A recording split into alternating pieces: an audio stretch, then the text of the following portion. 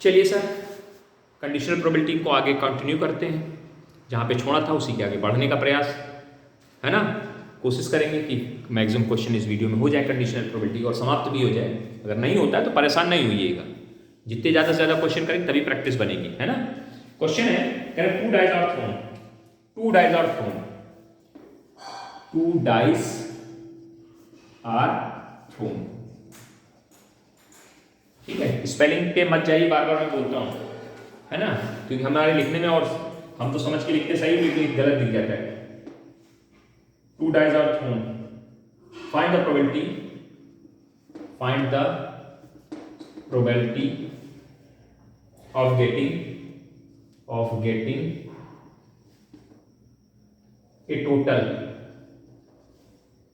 8 if it is known that it is given that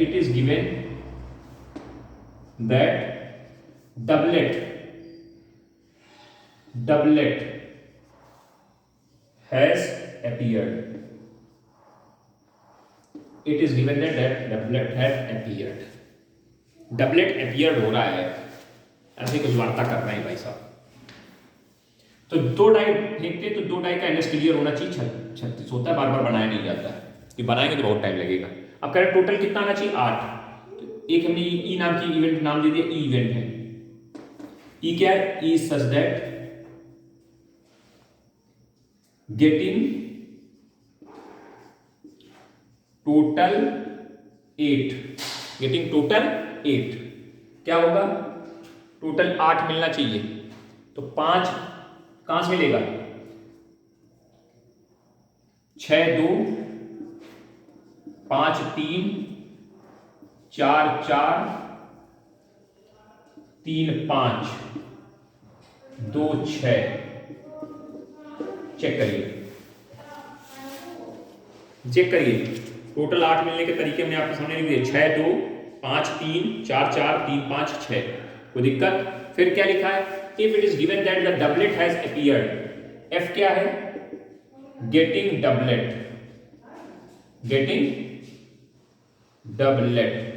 doublet कौन कौन होते हैं, 1 1 होता है, 2 2 होता है, 3 3 होता है, 4 4 होता है, 5 5 होता है, 6 6 होता है। तो ये डबलेट की बन गई बात। इन दोनों में कॉमन चाहिए। अब क्या पूछा गया है, अब देखो, अब इस सवाल के अकॉर्डिंग पूछा गया, ये तो हमने बना के तैयार कर लिए, गिवन दैट, तो क्या पूछा है, प्रोबेबिलिटी ऑफ ई, जबकि गिवन क्या है, डबलेट होना, डबलेट हो तो उसके बाद सम 8, इसकी प्रोबेबिलिटी पूछे। तो यहाँ पे क्या होगा, जब इसका फॉर्मूला आप खोलोगे तो यहाँ फॉर्मूला को probability of E intersection F upon probability of F. तो आपको इंटरसेक्शन की आवश्यकता पड़ेगी, हाँ सर पड़ेगी, इंटरसेक्शन निकाल लीजिए। दोनों में कॉमन कौन आ रहा है, 4 4 आ रहा है, और कोई यही नहीं कॉमन, 4 4 है, यानी एक एलिमेंट कॉमन मिलेगा। और एफ में कितने एलिमेंट हैं, 1 2 3 4 5 6, 1/6। भाई आप ऐसे लिखोगे ना, 1/36 ये हुई और 6/36 ये, 36 से 36 कटेगा, यानी अपन एनएस लगाओगे जब, सीधे में कटने वाली संख्या ना लिख के सीधे 1/6 लिख दिया, आंसर खत्म सवाल। उम्मीद है समझ में आ गया होगा। डाइस को थ्रो किया तो ये हुआ, ये लग गया। अगला क्वेश्चन क्या कह रहा है, टू डाइज आर थ्रोन, फिर से बोला 2 डाइस को थ्रो किया जा रहा है, 2 डाइज आर थ्रोन, ठीक है, 2 डाइज आर थ्रोन। अब जो बोला जाएगा उसको यहाँ पे इवेंट के नाम पे लिख देंगे, जो पास है। 2 dice are thrown, the probability of getting, क्या पूछा गया है, probability of getting, sorry, 2 dice are thrown, it is known that the sum of the numbers on the 2 dice is less than 6, sum of the numbers, it is known that the sum of the numbers, फिर से सुन लीजिए पहले, it is known that the sum of the numbers on the dice was less than 6, 2 नहीं, less than 6. What is the probability, the getting sum is 3, sum 3 मिले, तो इसको यहाँ पे हटा दें, 2 dice are thrown, it is known that करके लिखा कि क्वेश्चन पहले लिख दें ताकि आप समझ सकें, फिर बात करते हैं। क्वेश्चन तक लिखा नहीं हो तो आपको समझ में नहीं आएगा ना। इट इज नोन अब मतलब आपकी नोन वाली प्रोबेबिलिटी पहले का नाम पहले दे दिया, that the sum of numbers on the die on the dice was less than 6. What is probability? किसकी probability? What is probability? What is probability of getting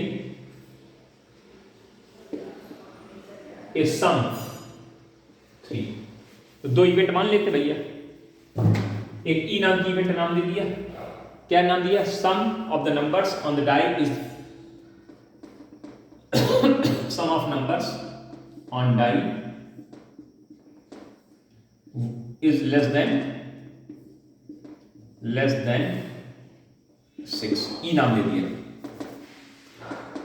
F क्या है? Sum of number on dice is 3. 3 आने के तो तरीके होते हैं, 2 1 आएगा, 1 2 बनेगा, बस ये बनेंगे 2 केसेस.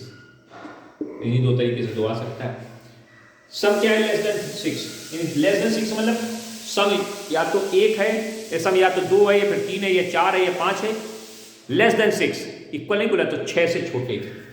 तो भैया सम 2 आएगा इस तरीके से, सम 3 आएगा 2 1 से, 1 2 से. 4 आएगा, 4 कैसे आएगा? 3 1 2 2 और 1 3. 5 आएगा, 5 कैसे आएगा? 4 1 3 2 2 3 1 4. 6 लेस देन 6 बोला है तो मतलब इतने केस बनेंगे, गिन लो. 1 2 3 4 5 6 7 8 9 10 केस बनेंगे. तो एन की वैल्यू कितनी हो जाएगी सर? 10 हो जाएगी. एनएफ की वैल्यू कितनी हो जाएगी सर? 2 हो जाएगी. इंटरसेक्शन निकाल लोगे? हाँ सर निकाल लेंगे. ई इंटरसेक्शन एफ जो दोनों में हो, कितनी वैल्यू आएगी सर? यही 2 आएंगे, 2 1 और 1 2. कितनी वैल्यू बनी? एन की इंटरसेक्शन एफ की वैल्यू बताओ कितनी साहब आई? इसकी साहब वैल्यू आई 2. अब पूछा जो गया उसकी तैयारी करते हैं. Correct probability, it is known that the sum of the numbers was 6. तो किसको हमने नाम 6 दिया? इस वाली को. तो ये नोन है, मतलब ये इवेंट पहले हो रही है, इवेंट पहले हो रही है. और प्रोबेबिलिटी किसकी पूछ रहे हैं? एफ की पूछ रहे हैं. एफ नाम को जो हमने एफ जिसका नाम दिया उसका सम कितना है? 3 सम आने की प्रोबेबिलिटी निकालनी है, जबकि इट इज नोन दैट कि 6 आने वाला सम हो चुका है. ये फॉर्मूला बनेगा probability of F intersection E upon probability of E. दोनों में एफ में कॉमन कितने एलिमेंट आ रहे हैं? 2/36. इसकी प्रोबेबिलिटी आएगी 2/36 अपॉन एफ ई की प्रोबेबिलिटी कितनी होगी? ई में कितने एलिमेंट हैं? गिन लो. ई में 10 एलिमेंट, 10/36. 10/36 36 से 36 कटेगा, 2/5 यानी 2/10 यानी 1/5 आंसर आ जाएगा. 2/5 1/5 हो आंसर आ जाएगा. अब तो समझ में आ गया होगा. मतलब आपको क्या करना है? आपको खुद ही तैयार करना है. क्या आपको खुद ही तैयार करना है अपना हिसाब किताब, फिर आगे बढ़ना है. कर पाएंगे? समझ में आने लगा होगा यार कि ऐसी से बकवास करने पे ऐसे बकवास क्वेश्चन हो जाते हैं.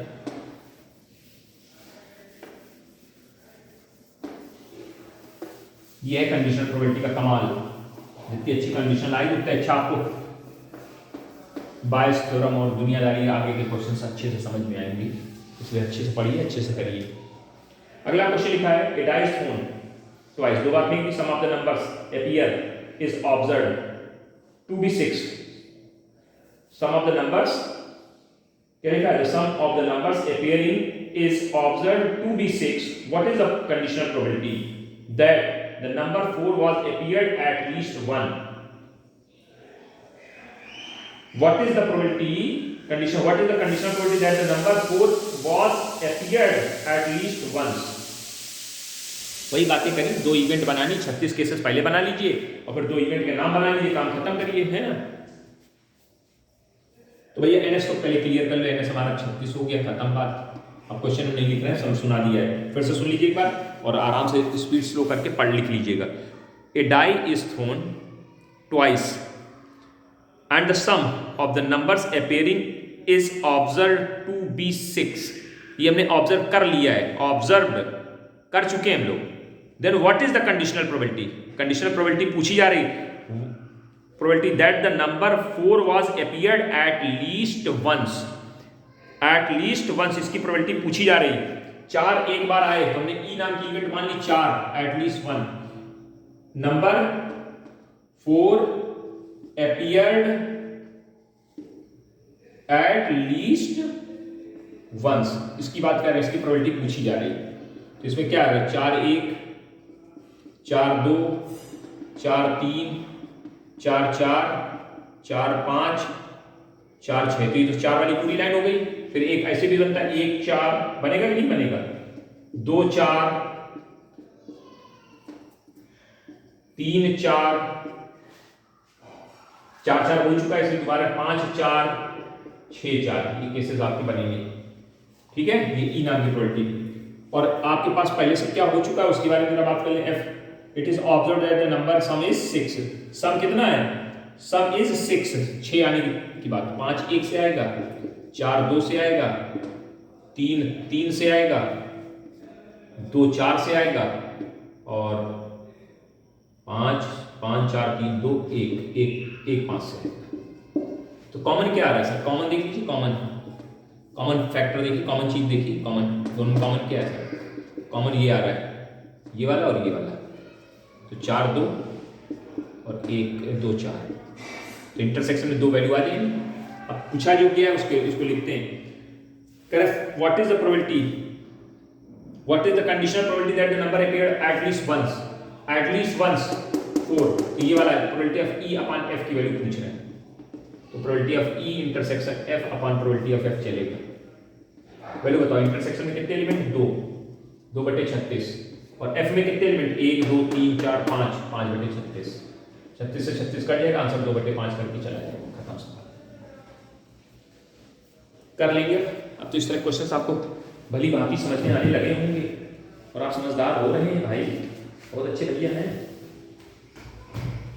क्लियर सर, आल है, क्लियर है बिल्कुल।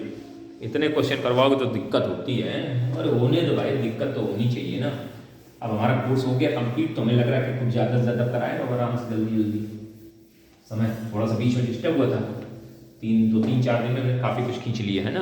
आपके 3D भी खत्म हो चुकी है और आपका LP भी खत्म हो चुका है, और प्रोबेबिलिटी में भी 4 वीडियो आप कर चुके हो ऑलरेडी, है ना। तो अब आगे मतलब काफ़ी कुछ खत्म कर लिया ना आपने, तो अच्छा लग रहा होगा। नहीं अच्छा लग रहा है, नहीं अच्छा लग रहा तो भाई कर यार, क्या बताएं, फालतू बकवास करते, नालायक नहीं। चलो आगे बढ़े, अगला क्वेश्चन थोड़ा सा इनको भी समझिए। करें, a card is drawn at random from a pack of 52 cards. A card is drawn at random, a card is drawn at random from a pack of 52 cards। इतनी बात समझ में आ गई।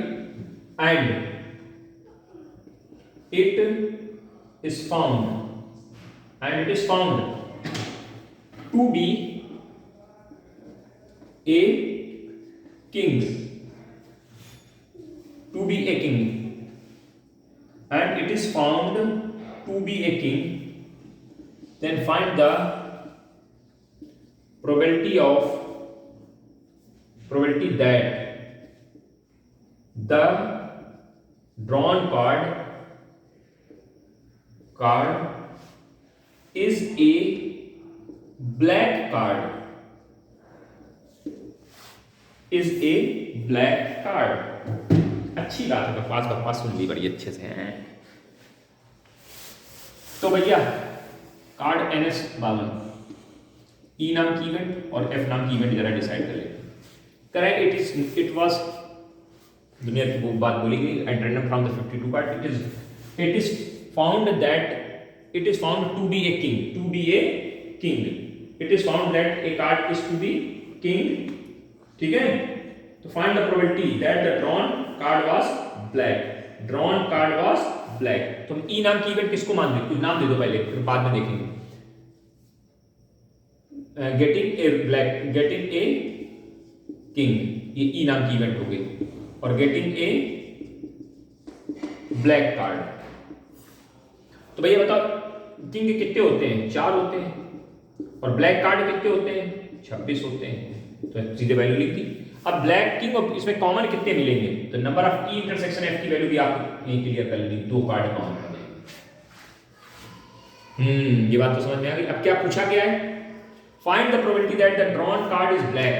ब्लैक किसका नाम दिया है, ब्लैक एफ का नाम दिया है, तो probability of F upon E की वैल्यू पूछी जा रही है। क्या मतलब होगा? Probability of F intersection E upon probability of E. इसकी वैल्यू कितनी आएगी? कॉमन कार्ड कितने? 2/52 और ई में कितने कार्ड हैं? 4/52 काट देंगे, आंसर 1/2 करके बाहर कर देंगे। खत्म सवाल, खत्म सवाल, खत्म। नहीं समझ में आया? आ गया होगा, अब तो आ रहा होगा, अब आ रहा होगा, अब बहुत बढ़िया आ रहा है, मजा आ रहा है। सिर्फ नाम दीजिए इवेंट का और जैसी कंडीशंस लगी है उस कंडीशन के अकॉर्डिंग वर्क कर लीजिए, काम खत्म कर दीजिए। कोई दिक्कत वाली बात थोड़ी ना ये है ना, कोई दिक्कत नहीं। अगला क्वेश्चन लिखा है 12 card number 1 to 12, 12 card number 12 cards, ठीक है, नंबर 1 to 12, 12 कार्ड है मेरे पास, 1 से 12 तक उनमें नंबर लिखे। आर प्लेस्ड इन बॉक्स, ठीक है, मिक्स्ड अप थारोली समझ रहे हैं ना, बिल्कुल एकदम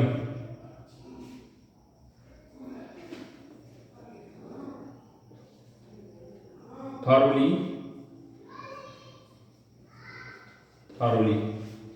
and then a card is drawn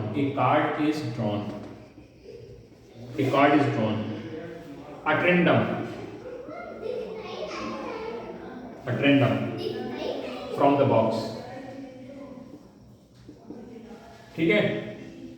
if it is known यानी known यहाँ लिख दिया, वो कंडीशन होगी। if it is known that the number on the card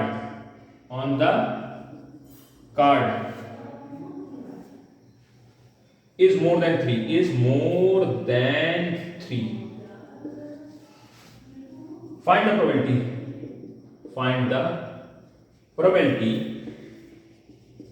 find the probability that it is an even number। ये conditions होगी, condition of probability, find the probability.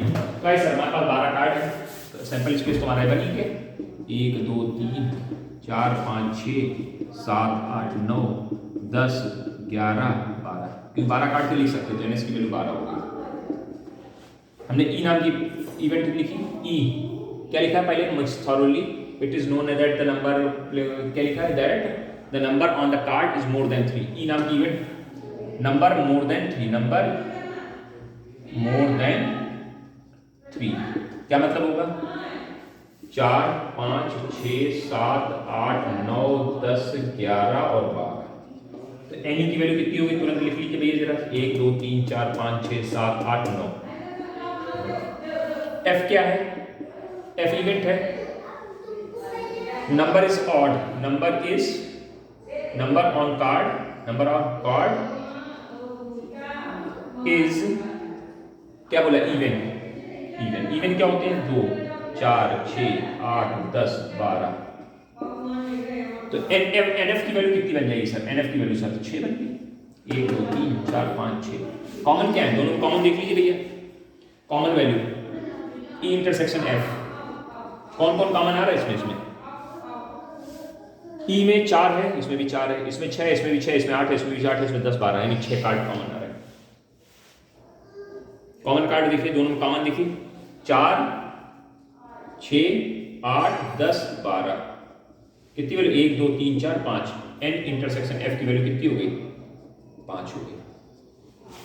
तैयारियां okay. अब क्या पूछा है? What is the probability? It is known that the number on the card is more than 3। तो more than 3 किस event को नाम दिया है? ई को। तो ये कंडीशन है हमारी। और किसकी प्रोबेबिलिटी पूछे? एफ की प्रोबेबिलिटी पूछे। तो यहाँ फॉर्मूला लिखेंगे, probability of E upon E intersection F upon probability of E. Intersection की वैल्यू बताओ कितनी आएगी? 5/12, यानी अपॉन एनएस लगाएंगे 5/12 में नाम लिखें। प्रोबेबिलिटी ऑफ ई की वैल्यू कितनी आएगी? कितने एलिमेंट है इसमें? 1 2 3 4 5 6 7 8 9, 9/12। 9/12 से 12 कटेगा, आंसर 5/9 आंसर आ जाएगा। 5/9 आंसर आ जाएगा। कर पाएंगे अब कि नहीं? अब तो समझ में आ रहा है भैया कि कैसे करना है, कहा क्या करना है, क्या नहीं करना है, किस तरह से निपटाना है ना? नोट करिए जल्दी से फटाफट। चलिए आगे बढ़े।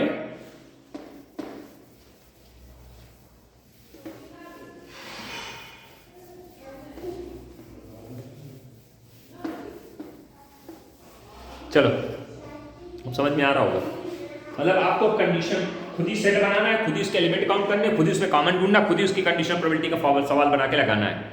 अब आगे ये समझ में बातें। अगर 10% of the bulb produced in factory are red colour and 2% are red and defective, बाब आएगा कहना एक फैक्ट्री है उसमें 10% जो बल्ब बन रहे हैं वो कैसे हैं, रेड कलर के, और उसमें से और 2% बल्ब जो है रेड और डिफेक्टिव हैं। If one bulb is picked up at random, determine the probability of getting determine the probability of its being defective if it is red. तो है सर, अब यहाँ दो इवेंट मान लिए, एक इवेंट मान लिए, एक एफ इवेंट मान लिए। इवेंट क्या है, getting a red colour bulb, या गेटिंग ए रेड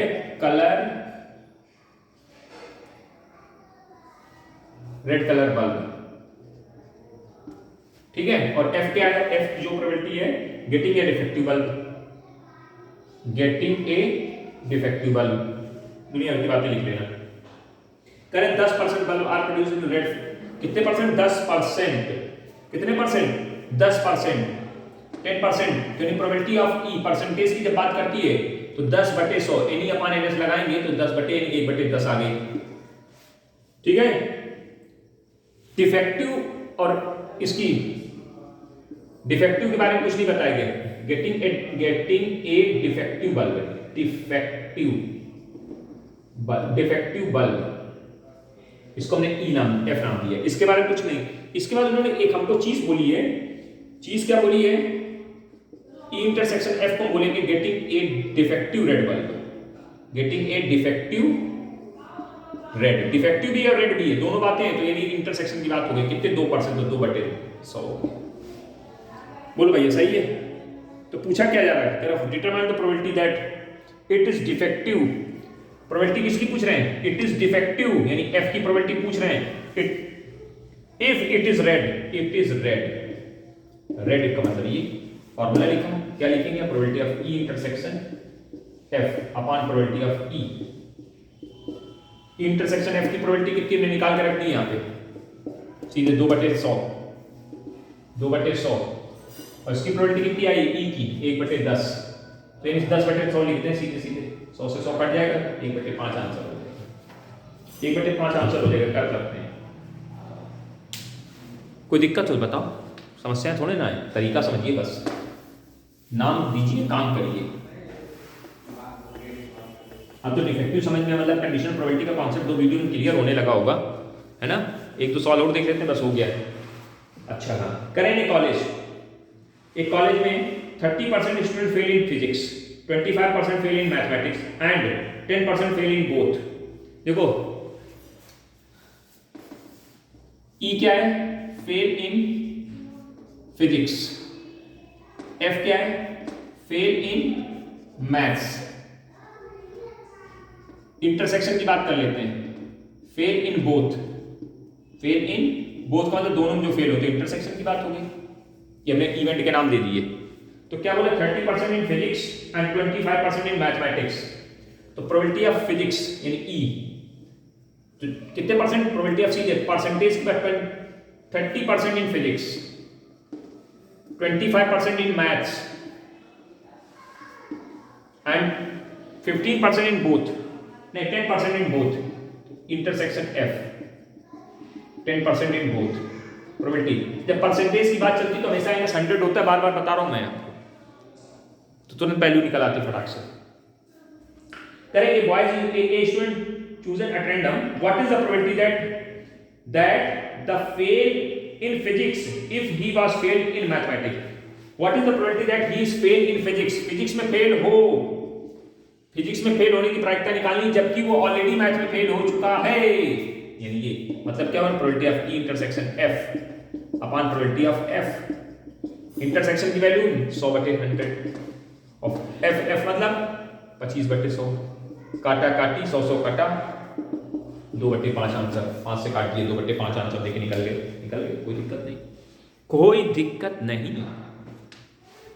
समझिए और करिए, समझना है और करना है बस, सवालों में कुछ नहीं है। नाम दीजिए इवेंट का और आप उसके हिसाब से अपने समझिए, समझ कर हमें काम करिए, काम होता चला जाएगा, काम होता चला जाएगा।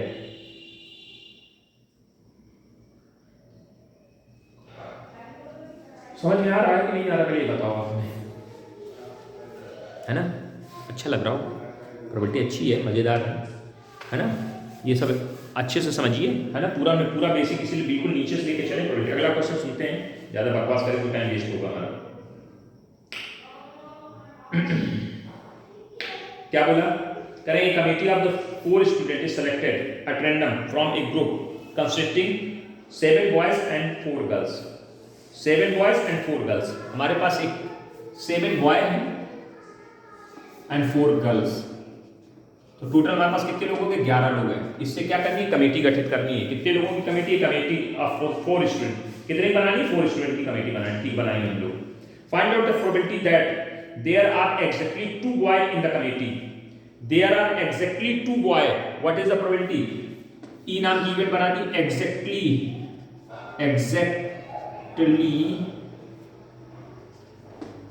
2 बॉयज इन कमेटी।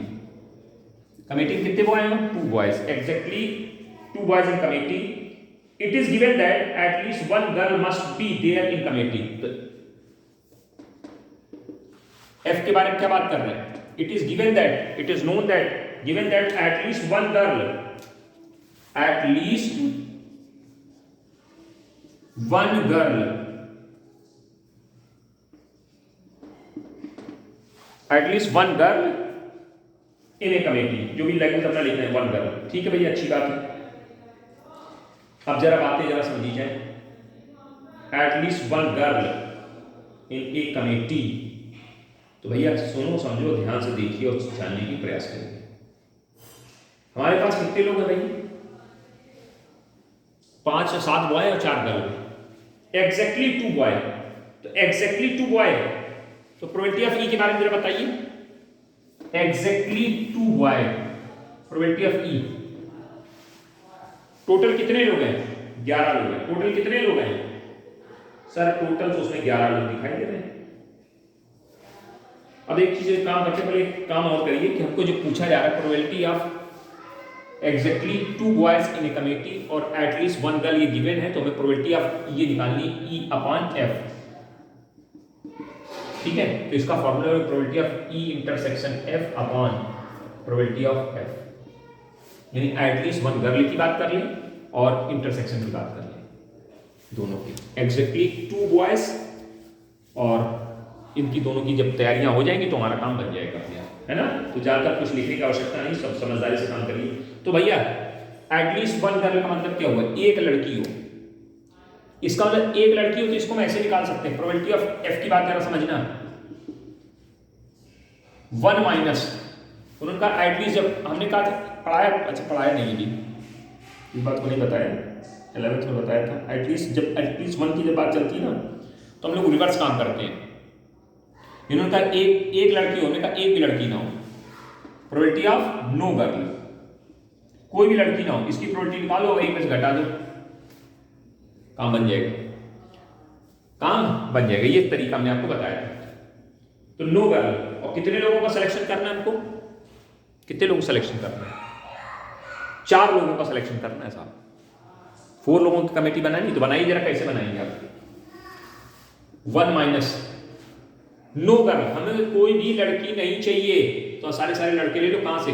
7C4 से। अब ये कैसे आया?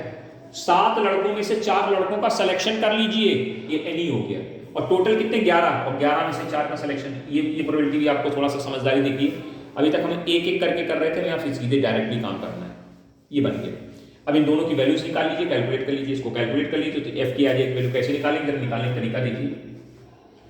ये क्या होगा? नो गर्ल, कोई भी लड़की ना हो, तो इसकी जब वैल्यू निकालोगे 7C4 की, तो इसका फॉर्मूला लिखोगे 1 माइनस, सीधे लिख दें इसकी वैल्यू। इसकी वैल्यू कैसे निकालते हैं? 7/, 4, 6/4, 5/4, और नहीं, 1 मिनट, हम लोग क्या करते जाते हैं, कम करते चले जाते हैं, और कहाँ तक कम करते हैं, 7/4, 1 मिनट, n/r NCR -1, ये 3 हो जाता है, फिर ये 2 हो जाएगा, और कब तक कम करेंगे, जब तक ये 1 ना हो जाए, ये आ गया। डायरेक्ट थोड़ा कर रहे हैं तो भूल जाते हैं, कब गड़बड़ हो जाता है। 11/4, 10/3, 9/3। आप अपने हिसाब से करो, हम अपने हिसाब से कर रहे हैं ना, इसमें समझने वाली बात कोई नहीं। 9/2 आएगा, 3 नहीं है, 2 और 1। तो जब ये देखो तो ये वाली संख्या सब कट जाएंगी, ऐसे वाली ऊपर वाली बचेंगी। क्या बचा, 1 - 7/11 गुणे 6/10 गुणे 5/9 गुणे 4/8। अब कैलकुलेशन कर लो, इसका कैलकुलेशन डायरेक्ट लिख दे रहे हैं, किताब से देखिए कितना कैलकुलेटर में टाइम लगेगा। तो 59/66 आ जाएगा, 59/66 आ गया कैलकुलेशन। ये नो कर लो, एक भी गर्ल नहीं आएगी, इसकी प्रोबेबिलिटी आपने निकाल ली। अब करें इंटरसेक्शन की बात कर रहे हैं। Exactly 2 boy are selected and at least 1 girl. Exactly 2 boy and at least 1 girl. Exactly 2 boy. अब देखो जब इंटरसेक्शन की बात करोगे, इसके इंटरसेक्शन, तो exactly 2 boy and at least 1 girl का इंटरसेक्शन निकालना है। Exactly 2 boy and 1 girl का इंटरसेक्शन निकालना है। मतलब क्या करना होगा भैया, आपको 2 लड़कियां लेनी होंगी और 2 बॉयज लेने होंगे और 2 गर्ल्स लेनी पड़ेंगी। तभी तो भाई एग्जैक्टली 2 बॉयज, आपको इंटरसेक्शन कब, इसको तो इसकी बात करेंगे जब, तो यहाँ कैसे वैल्यू निकलेगी इसकी इंटरसेक्शन, क्या निकाल रहे हैं इंटरसेक्शन। तो 2 गर्ल, 2 बॉय और 2 गर्ल ले लो, काम बन गया, एटलीस्ट का पूरा काम ओके हो जाएगा। यानी 2 बॉय 2 गर्ल की कहानी चलेगी। तो 2 बॉय कैसे निकलेंगे, 7 में से 2 बॉय और 4 में से 2 गर्ल बटे 11/4, ऐसे लिखेंगे। और इसका कैलकुलेशन कर लेना, इंटरसेक्शन के लिए दोनों वैल्यू उठा के रख देना, कैलकुलेट का आंसर कर देना, आ जाएगा। प्रोसेस आपको समझा दिया हमने, है ना। करिएगा, प्रयास करिएगा, उम्मीद है समझ में आ गया होगा, है ना। एक सवाल और देख लेते हैं, अच्छा सवाल है, ये भी बहुत पूछा जा चुका है, कई बार पूछा जाता है कि एक परिवार में कुछ बच्चे हैं। सुनना जरा, सवाल पहले सुनिएगा। Assume that each born child is equally likely to be the boy और गर्ल। ये मालूम है कि अगर कोई बच्चा पैदा होता है तो या तो लड़का होगा लड़की होगी, ये बता दिया। In a family has 2 children, एक फैमिली उसमें 2 चिल्ड्रन है, 2 बच्चे हैं, ठीक है। What is the conditional probability that both are girls given, what is the conditional probability that both are girls, और given that what is the, करके वो पहले लिख देते हैं। एज्यूम, अरे सवाल लिखने में बड़ा टाइम लग जाता है, इसमें मन नहीं करता है। Assume that each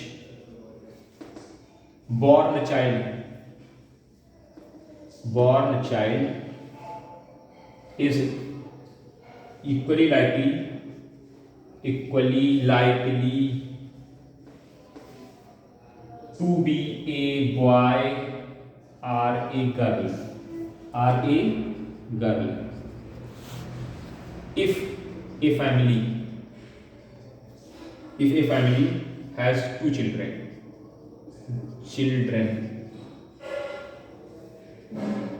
has 2 children, what is conditional probability that both are girl, given that at least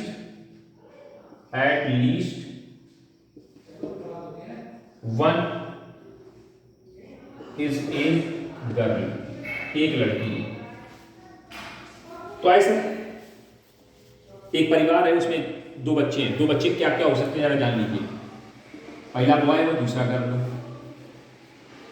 पहली गर्ल हो, दूसरा बॉय हो, या पहला लड़का दूसरा भी लड़का हो, पहली लड़की दूसरी लड़की। ये 4 केस बन सकते हैं कि किसी परिवार में जो बच्चे 2 पैदा हुए हैं वो कैसे कहें, लड़का फिर लड़की, फिर लड़की या लड़का, फिर लड़का या लड़की लड़की, ऐसे। इसके अलावा कोई केस बनेंगे नहीं। तो NS की वैल्यू आपके पास आ गई, NS = 4। पहले क्या दिया है, गिवन दैट बोथ आर, पहले क्या लिखा है, if a family has 2 children what is the conditional probability that both are girl. तो हमने ई नाम की इवेंट बताई, बोथ आर गर्ल, और एफ नाम की इवेंट बताई at least one girl, at least one girl. Both are girl में कौन कौन आएगा भैया, जीजी, और एटलीस्ट वन गर्ल में क्या आ जाएगा, ये बनेगा बीजी बन जाएगा, या जीबी बन जाएगा, या जीजी बन जाएगा। चेक कर लो, बन गया, सेट बन के तैयार हो गए। इंटरसेक्शन निकाल लेंगे बिल्कुल सही, क्या आ जाएगा, जीजी इंटरसेक्शन बन जाएगा। अब क्या पूछा गया, it is known that what is conditional probability that both are girl, both are girl, both are girl यानी E, it is given that at least one. तो ये इसका मतलब ये intersection upon probability of F. Intersection में कितने elements हैं, 2/4, और एफ में कितने एलिमेंट हैं, 1 2 3, 3/4। आंसर काटा काटी 2/3 आंसर बन जाएगा। ये प्रोबेबिलिटी निकला है, 2 बच्चे में ये होगा। कोई दिक्कत हो बताइए, है ना, एटलीस्ट आ जाएगा। उम्मीद है समझ में आ गया, ओके कि नहीं, ओके कि झोंके झोंके। Both are at least one of this is girl, one of this is girl. तो क्या probability of E intersection F, एक मिनट फिर से पढ़ लेते हैं। It is given that the family has 2 children, what is the conditional probability that both are girl, both are girl हमने किसको माना है, इसको ई को माना है। It is given that at least one of them is girl, one of them is a girl. Check कर लो भैया, कोई दिक्कत, 3/4, 2/3, 2/3। इंटरसेक्शन में एक ही एलिमेंट आ रहा है, गलत लिख दिया, 2 लिख दिया, गलत एलिमेंट, एक ही एलिमेंट तो है, आ जाएगा, ओके 1/4 आएगा, 1/3 आंसर आ जाएगा। ठीक है, कर लेंगे अब इसको। ओके, धन्यवाद, थैंक यू, लगे रहिए, बने रहिए, करते रहिए। ठीक है, कंडीशनल प्रोबेबिलिटी समाप्त हो गई। आगे हम अगले वीडियो में अगला टॉपिक लेके आएंगे, इंडिपेंडेंट एंड डिपेंडेंट इवेंट।